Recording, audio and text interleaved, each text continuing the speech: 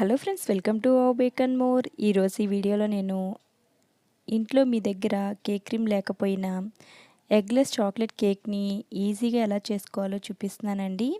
చాలా ఈజీగా చేసుకోవచ్చు. అందరూ కూడా వీడియో పూర్తిగా చూసి తప్పకుండా ట్రై చేయండి. అదేవిధంగా ఒక చిన్న రిక్వెస్ట్ అండి, వీడియో నచ్చితే మాత్రం లైక్ చేయడం మర్చిపోకండి. మీరు చేసే ఈ లైక్ వలన ఈ వీడియో మరికొంతమందికి రీచ్ అవుతుంది. మరి కేక్ చేసేసుకుందాం రండి. ఈ విధంగా ఒక బౌల్లోకి ఒక హాఫ్ కప్ వరకు పాలను వేసుకుంటున్నాను. దీంట్లోకి లెమన్ జ్యూస్ని ఈ విధంగా యాడ్ చేసుకుంటున్నానండి. ఇలా యాడ్ చేసుకోవడం వలన పాలు అనేవి మనకి ఇలా కర్డ్ లాగా అవుతుంది. పాలు అనేవి ఈ విధంగా విరుగుతాయండి. ఇలాంటి పాలు మనకి కేక్కి చాలా బాగుంటుంది. ఇప్పుడు దీంట్లోకి 1/3 కప్ వరకు షుగర్ని వేసుకొని 1/4 కప్ వరకు ఎలాంటి ఫ్లేవర్ లేని వెజిటేబుల్ ఆయిల్ అయితే వేసుకొని బాగా మిక్స్ చేసేసుకోండి. ఈ షుగర్ అంతా మెల్ట్ అయిపోవాలండి. దీంట్లోకి ఫ్లేవర్ కోసం వెనిలా ఎసెన్స్ని కూడా యాడ్ చేసుకుంటున్నాను. ఈ విధంగా యాడ్ చేసుకొని ఈ షుగర్ అంతా బాగా మెల్ట్ అయ్యేంత వరకు కూడా విస్కర్తో బాగా విస్క్ చేసుకోండి. దీంట్లోకి ఇప్పుడు ఒక హాఫ్ టీ స్పూన్ వరకు బేకింగ్ సోడా కూడా వేసుకోండి. మీరు పాల ప్లేస్లో పెరుగును కూడా యూజ్ చేసుకోవచ్చండి.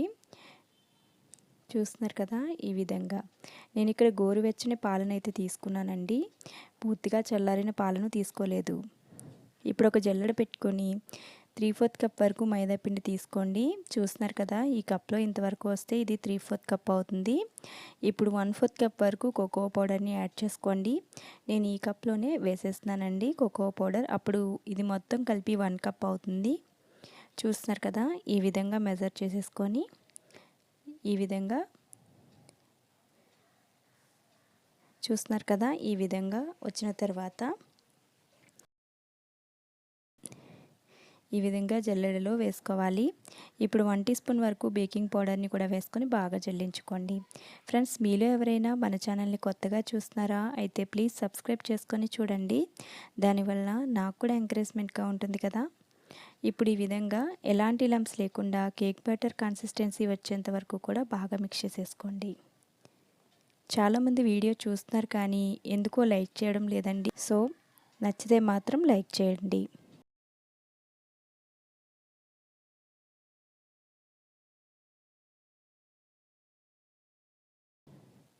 1 టేబుల్ స్పూన్ వరకు ఈ విధంగా పాలను వేసుకొని బాగా మిక్స్ చేసేసుకున్నాను.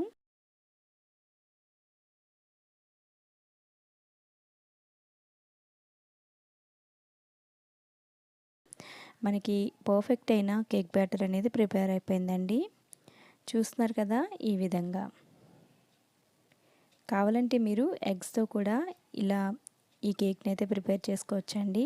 నేను ఈ ఛానల్లో చాలా రకాల కేక్స్ని అయితే ప్రిపేర్ చేశాను. ఎగ్తో చేసినవి, ఎగ్లెస్ చేసినవి కూడా. ఇప్పుడు నేను మీ దగ్గర ఎలాంటి కేక్ మోల్డ్ లేకపోయినా ఇలా ఒక స్టీల్ గిన్నెలో కూడా కేక్ని అయితే చేసుకోవచ్చండి. చిన్న స్టీల్ గిన్నెను తీసుకున్నాను నేను. దీంట్లోకి ఆయిల్ గ్రీస్ చేసుకొని బటర్ పేపర్ని అరేంజ్ చేసేసుకుంటున్నాను. ఈ గిన్నెలోనే నేను ఇప్పుడు కేక్ అయితే బేక్ చేస్తాను.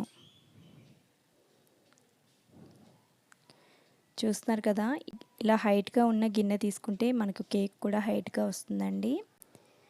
ఈ బ్యాటర్ అంతా దీంట్లోకి ట్రాన్స్ఫర్ చేసేస్తున్నాను. ఈ విధంగా ఒకసారి బాగా ట్యాప్ చేసేసుకోవాలి.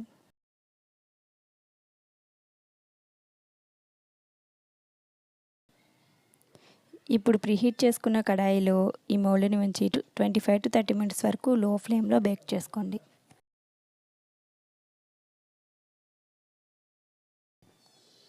చూస్తున్నారు కదా, 30 మినిట్స్ తర్వాత నైఫ్ కుచ్చి చెక్ చేసుకోవాలండి. నైఫ్ అనేది క్లీన్గా రావాలి. ఈ విధంగా ఇది కంప్లీట్గా కూల్ చేసుకోవాలండి. ఈలోపు మనం విప్పింగ్ క్రీమ్ అవసరం లేకుండా నార్మల్ చాక్లెట్ కాంపౌండ్ తోటి డెకరేషన్ అయితే చేస్తున్నాను. 3/4 కప్ వరకు మిల్క్ చాక్లెట్ కాంపౌండ్ తీసుకుని దీంట్లోకి 3 టేబుల్ స్పూన్స్ వరకు మిల్క్ని యాడ్ చేసుకొని స్టవ్ ఆన్ చేసుకొని ఫ్లేమ్ని లోలో ఉంచుకొని ఈ చాక్లెట్ అంతా మెల్ట్ అయ్యేంత వరకు కూడా మెల్ట్ చేసేసుకోండి. చాలా ఈజీగా అయితే మనం ఇలా చాక్లెట్ గనాష్ని ప్రిపేర్ చేసుకోవచ్చండి. కావాలంటే మీరు డబల్ బాయిలింగ్ మెథడ్లో కూడా ఈ విధంగా చేసుకోవచ్చు.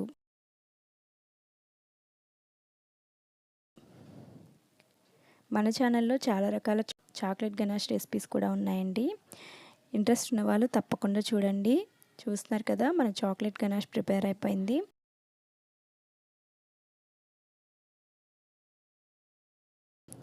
ఇప్పుడు మన కేక్ కూడా కంప్లీట్గా కూల్ అయిపోయిందండి. నైఫ్తో చుట్టూ ఈ విధంగా అనుకుని ఒకసారి ట్యాప్ చేసినట్లయితే మన కేక్ అనేది చాలా ఈజీగా వచ్చేస్తుంది. చూస్తున్నారు కదా ఎంత స్పాంజీగా ప్లఫీగా మన కేక్ అనేది వచ్చిందో.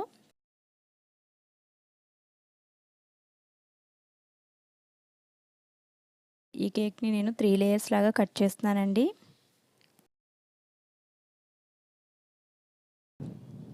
చూస్తున్నారు కదా ఈ విధంగా.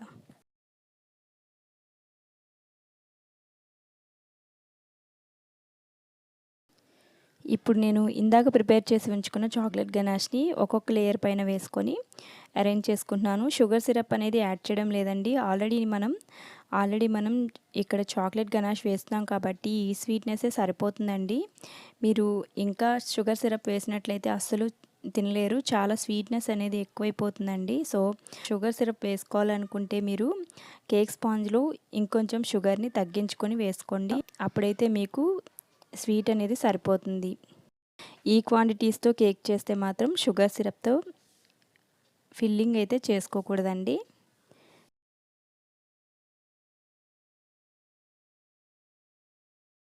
చూస్తున్నారు కదా, మొత్తం అంతా కూడా ఈ చాక్లెట్ని ఫైనల్గా స్ప్రెడ్ చేసేస్తున్నాను. మన ఛానల్లో చాలా రకాల బర్త్డే థీమ్ కేక్స్ అయితే ప్రిపేర్ చేసి పోస్ట్ చేశానండి. ఇంట్రెస్ట్ ఉన్న వాళ్ళు తప్పకుండా చూడండి.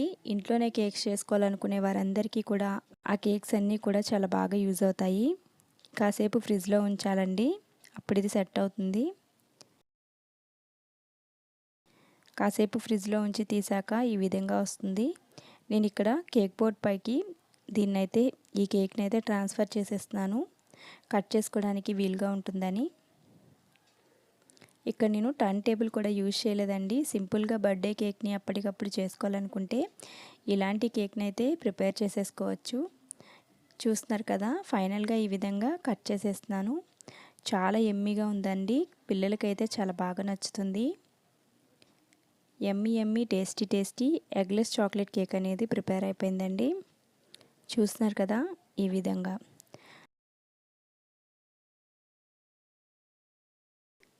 చూస్తున్నారు కదా ఈ విధంగా. అందరూ కూడా తప్పకుండా ట్రై చేసి ఎలా వచ్చిందనే విషయాన్ని నాకు కామెంట్ చేయండి. అదేవిధంగా వీడియో నచ్చితే మాత్రం లైక్ చేసి మీ ఫ్రెండ్స్ అండ్ ఫ్యామిలీతో షేర్ చేసుకోండి. మరిన్ని బేకింగ్ వీడియోస్ చూడడానికి సబ్స్క్రైబ్ చేసుకొని ఫాలో అవ్వండి. Thanks for watching.